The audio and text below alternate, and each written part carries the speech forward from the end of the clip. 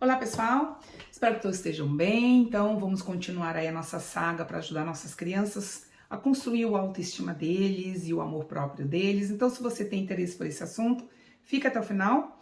Não se esqueçam de me dar o meu like, fazerem aí qualquer comentário, se inscrevam no canal e vamos lá. Então eu vou falar sobre alguns assuntos que, na minha opinião, eles impactam muito, principalmente com relação ao nosso relacionamento com os mais velhos, as crianças acima de 4, 5 anos. Eu acho assim, para quem não me conhece, né, para quem está aqui pela primeira vez, eu sou educadora, eu tenho uma creche aqui na minha casa, eu moro na Austrália há quase 13 anos já, e tenho uma certa experiência com crianças. Hoje eu trabalho com crianças entre 0 a 5 anos de idade e essa minha preocupação em estar sempre atenta a tudo que vai acabar atingindo o autoestima deles ou o amor próprio deles é porque eu tenho visto dentro desses 10 anos de experiência coisas que é perceptível que a criança não foi ensinada, né? Então, da mesma forma como qualquer atitude diversa, qualquer comportamento negativo que a criança tenha em casa vai refletir na escola e vice-versa. Se a criança começar a ter um comportamento errado e eu, como educadora, não tento corrigir, vai refletir na casa dele também. A questão aqui é que quando esses comportamentos começam a acontecer, nós temos que ter esse relacionamento próximo com os pais para que a gente, então, converse e procure as duas partes ajudarem essa criança, principalmente pais de primeira viagem, né? A questão maior aqui é preparar, porque o que é essa construção do autoestima, essa construção do amor próprio? Nada mais é do que preparar esta criança a ter uma adolescência melhor possível, né? Uma adolescência 100% maravilhosa é impossível por várias questões, e não é nem só de comportamento, a gente vai ter que falar de questões hormonais e tem muitas outras coisas envolvidas, mas é na infância que a gente procura preparar essas crianças para o futuro, né? Então, quando a criança vem me pedir qualquer que seja, eu já até falei isso numa outra hora, mas eu vou repetir. Quando essa criança vai me pedir qualquer coisa, que seja um brinquedo, ou para fazer uma atividade, qualquer coisa que seja, eu nunca satisfaço ela na mesma hora. Isso é proporcional já, é proposital já. Eu faço mesmo e elas já sabem disso, eu acho. Elas vêm e falam, tia, olha, vamos fazer tal atividade? Eu falo, espere um minutinho que a tia precisa resolver uma coisa aqui, a gente já vai fazer. E existem coisas que não dá para fazer naquele momento e eu explico então. Olha, você quer esse brinquedo? Só que agora não é este momento, por quê? Porque a gente ainda não fez as nossas atividades. Lembre-se que a gente vai ter o nosso tempo para brincar, sim, com certeza, mas depois das atividades. E às vezes eu até negocio isso com eles, que às vezes eles não estão interessados em fazer as atividades. E aí quando eles vêm me pedir um brinquedo, eu falo, olha, você não fez ainda as atividades com o alfabeto e com os números. Você quer brincar com esse brinquedo? Então vamos negociar. Primeiro vamos fazer as atividades, a hora que você acabar eu te dou esse brinquedo. Então eu estou sempre negociando com eles, né? Aí eu vou dizer por que eu acho que não se deve dar nada para uma criança o que ela quer e na hora que ela quer. Porque isso não acontece na vida. Um adolescente que é estimulado a isso, na hora dele sair de casa para ir trabalhar ou na hora dele enfrentar o mundo, ele vai ver que a sociedade não nos dá aquilo que a gente quer na hora que a gente quer. Então, quanto mais cedo nós identificarmos isso, muito mais tranquilo é essa transição de uma idade para outra, de uma era de idade para outra, né? Isso é uma coisa.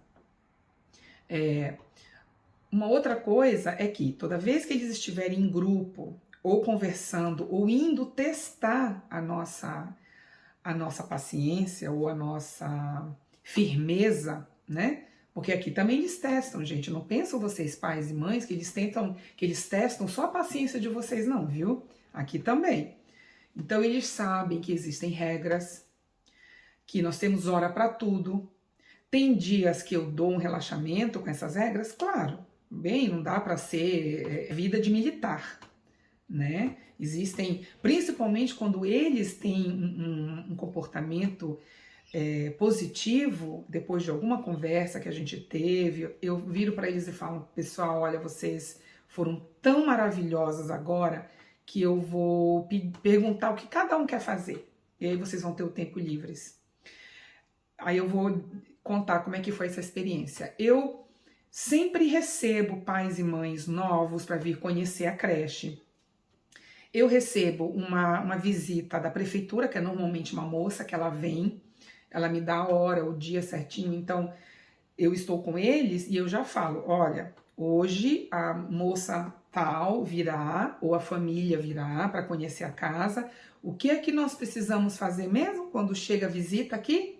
Aí um fala, a gente não pode fazer barulho, o outro a gente não pode ficar perturbando, a gente não pode fazer isso, não pode fazer aquilo. Aí eu relembro sempre. E aí eu falo, ótimo, que maravilha que todo mundo sabe então. Eu recebo essa pessoa e conforme for esse tempo que essa pessoa estava com a gente, quando eles vão embora, se eu percebo que eles fizeram exatamente o que eles disseram para mim que iam fazer, eu não só parabenizo, como eu dou então um tempo livre e pergunto o que cada um quer fazer, né?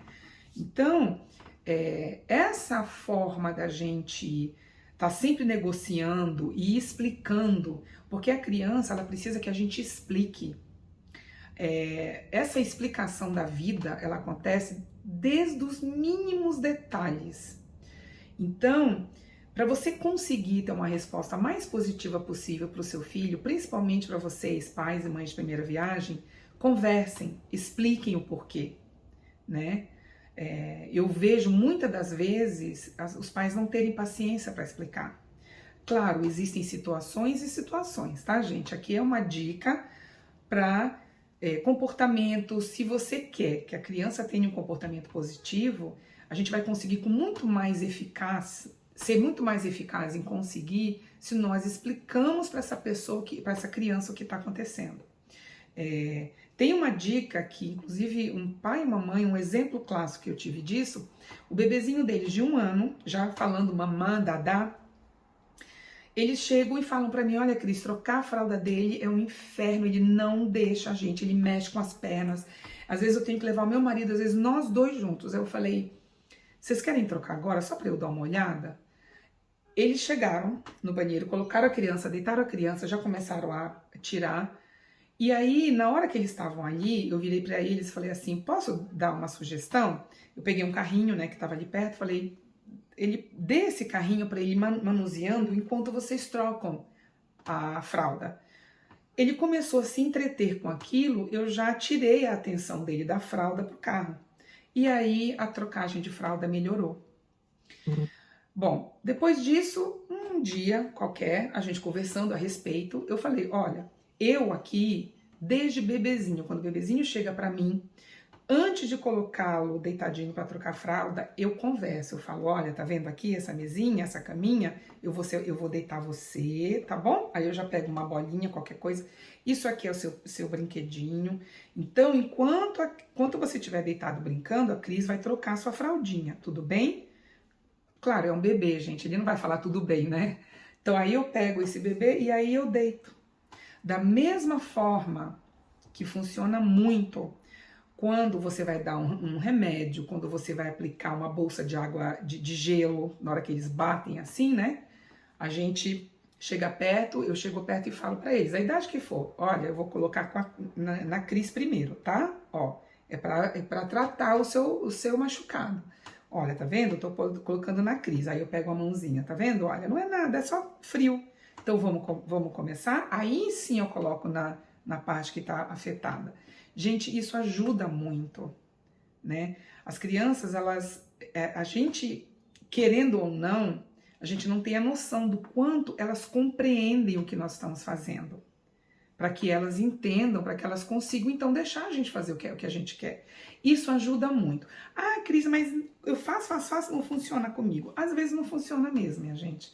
Mas é muito mais, o risco de você conseguir ser efetivo é muito maior do que se você não fizer isso, tá?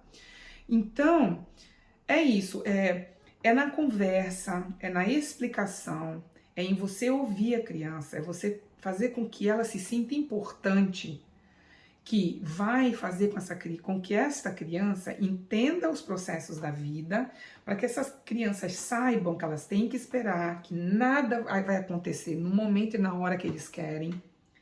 Eles entendendo isso, isso não vai afetar o amor próprio deles, o autoestima deles. Muito pelo contrário, eles já vão enfrentar a escola e coisas ali na frente mais preparados, tá? Então é isso. Escreva aí qualquer coisa e a gente se vê no próximo vídeo. Beijo. Tchau, pessoal.